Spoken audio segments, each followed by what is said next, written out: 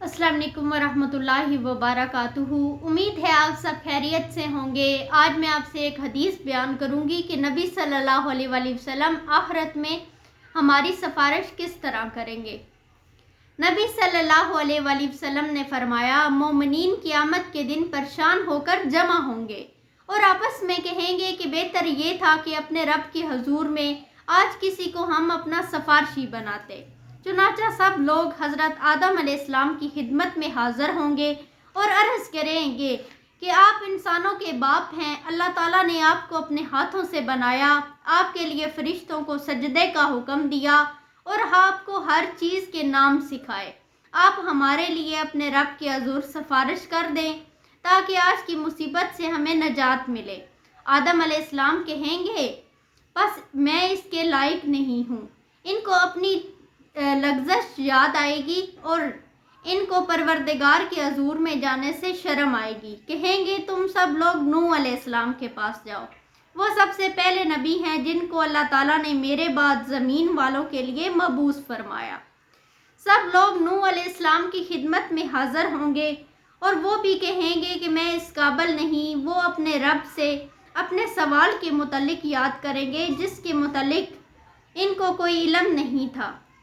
इनको भी शर्म आएगी और कहेंगे कि अल्लाह के खलीलुल्लाह के पास जाओ, और लोग इनकी खिदमत में हाज़िर होंगे। वो भी यही कहेंगे कि मैं इस काबिल नहीं, मूसा अलैहिस्सलाम के पास जाओ।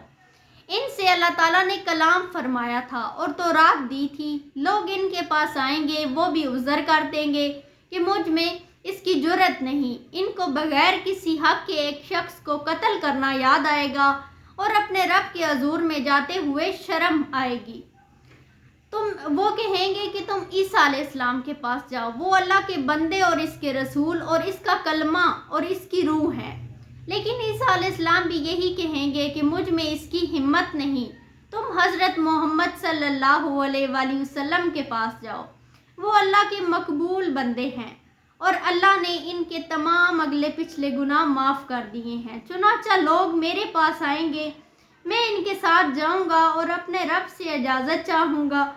मुझे इजाज़त मिल जाएगी, फिर मैं अपने रब को देखते ही सजदे में गिर पड़ूंगा और जब तक अल्लाह ताला चाहेगा मैं सजदे में रहूँगा।